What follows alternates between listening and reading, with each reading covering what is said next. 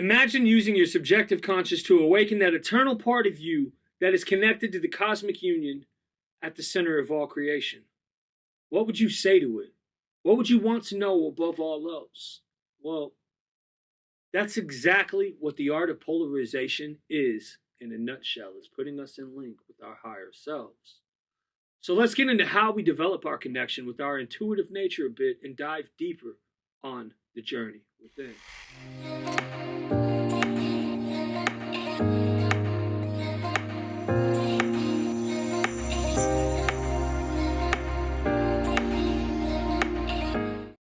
What's up with it? It's your boy Justin, and welcome back to the Mystical Mind State.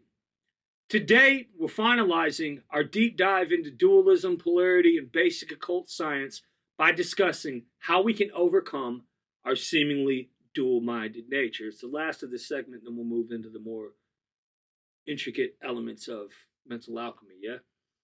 We think of our waking minds and our subconscious, the id of Freudian studies, as these separate entities within us. Some suggest mind and soul as titles, but I don't really care what you call it, to be honest with you. What would you say to your subconscious? Most of us probably visualize our desires. We think of things that we want, or we at least try to uncover why our subconscious seems to continually trip us up with bad habits and addictions, things of that sort, yeah? But you are the creator. You are the one that's responsible for what goes into your subconscious. Remember, you are the master of your fate, the captain of your soul. This is how you must approach all cosmic laws.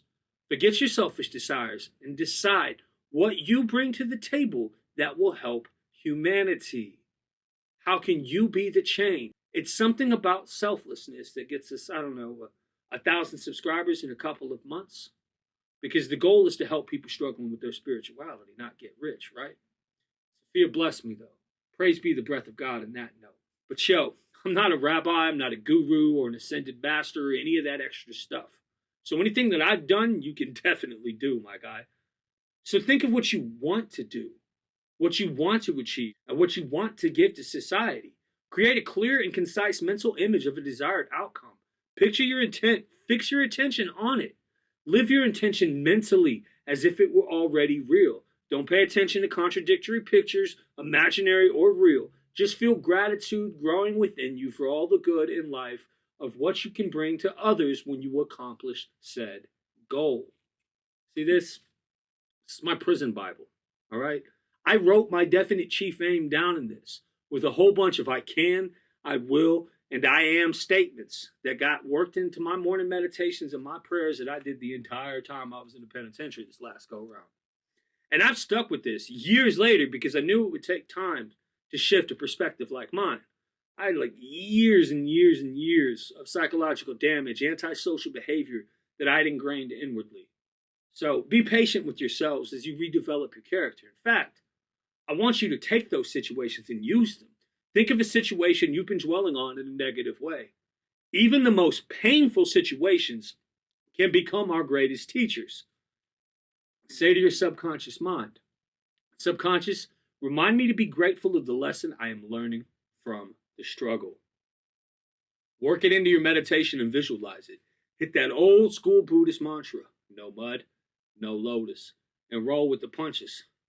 Now cut ties where you must, because there's a thin line between spiritual growth and being a glutton for punishment. Some of y'all know what I mean. The former is legit and the latter's a hard pass, my guy, I know. So visualize your subconscious as a mirror image of yourself.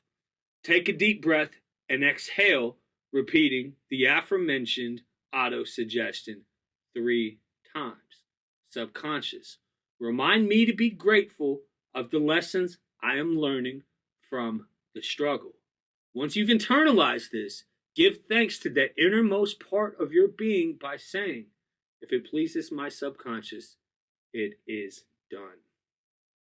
Some things will continue to come up because there's a lesson we need to learn, but you'll come to understand that a little bit better as you work internally and develop your natural intuition a little bit.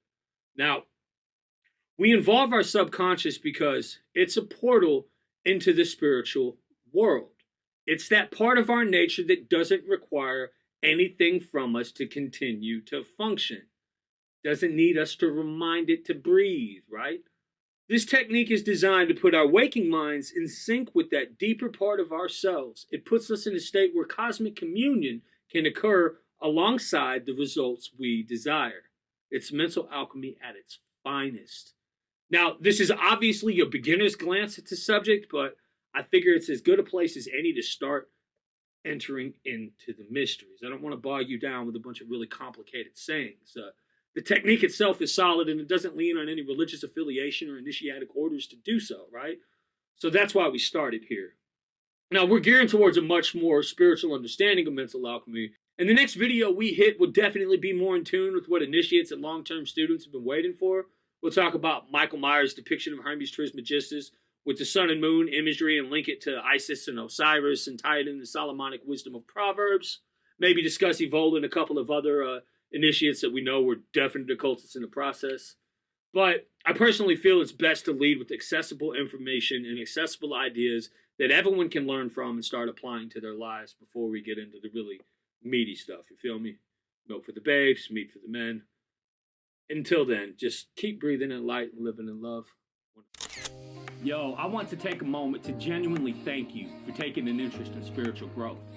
There's no greater honor a teacher can receive than watching other people learning how to live in love. If each one can teach one, they can reach another and another. And before you know it, love becomes the mode and the entire planet is a more compassionate place. Now, we're community people, so pull up your browsers, search mysticalmindstate.com for more resources. There's hundreds of blog posts covering dozens of topics.